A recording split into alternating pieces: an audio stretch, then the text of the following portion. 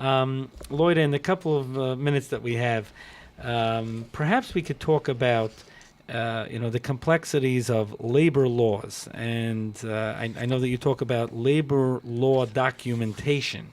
Perhaps you could discuss that. It's a rather delicate issue. Many business owners may not even be aware of how complicated this is all this is, and perhaps you could shed some light on this. Right. This is something that's very, very important, particularly in the current tight labor market that we're in.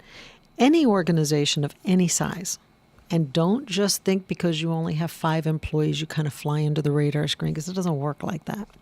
The Department of Labor can come in at any point in time and require the documentation on your staff. If you do not have the proper documentation, you could be fined up to $2,000 per infraction. So let's say you have one employee and you're looking at their file, the Department of Labor is looking at their file, and they see 3 errors in that file. $6K. Boom. $6K, just like that.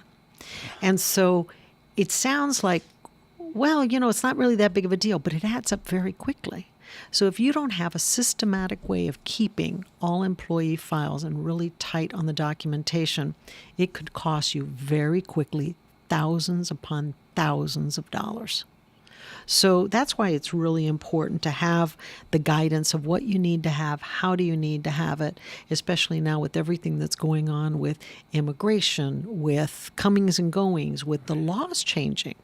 You want to make sure that your company is covered with the latest experienced person.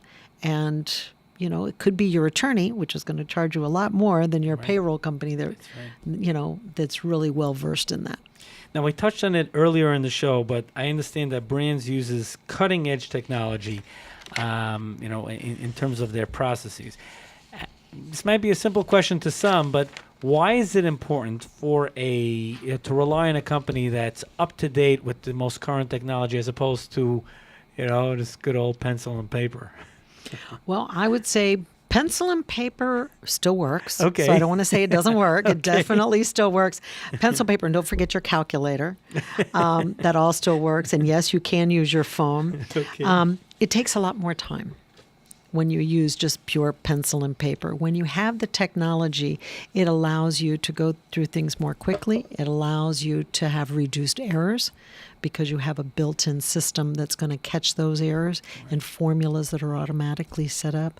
And I would say that's something that they have put in a lot of focus on from the first day that I met the company and the organization to today, keeping up with technology and the knowledge of all labor laws, tax laws, et cetera, has been a big focus because that's what supports the customer.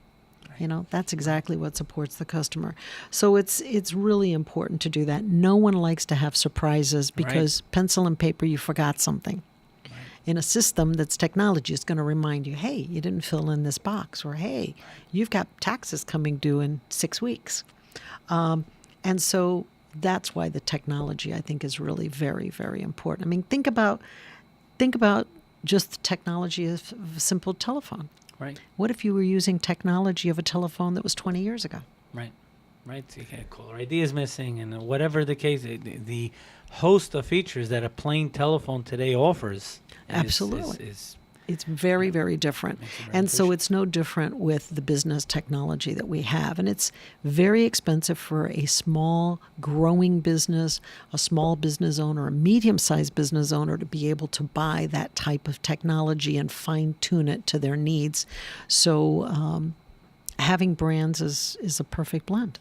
Loida, the time goes very fast here on the show. You said it would. We are basically out of time.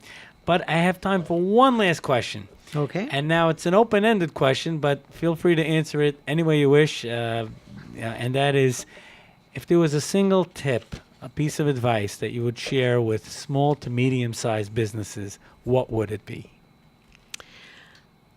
I would say it's so obvious that people are going to say, what? When you increase your employee engagement and your employee commitment, the studies across the board show you increase your profitability on the bottom line. And I don't know of a business owner that doesn't want to increase their bottom line, right? That's why we're all in business here. So increasing that employee engagement really does bring real dollars into your organization. So I would apply 3 simple rules. 1, know your staff member. Know what's important to them and truly listen to them when they speak so that they are a part of the fabric and the thinking of your organization. Second, make sure to support your staff members in fulfilling some of their dreams and ambitions. Every single person has their own dreams and their own ambitions.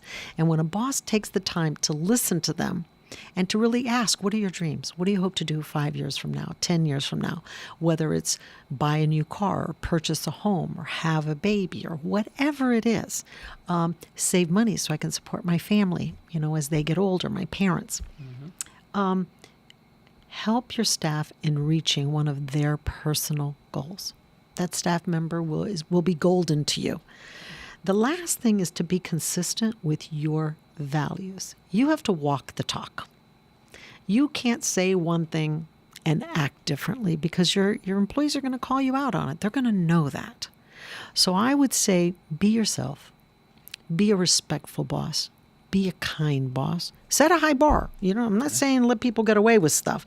Set a high bar, but be the role model that you want everyone in your organization to be. And if you do those 3 simple things, I think you will see employee engagement and commitment on behalf of your employees really rise.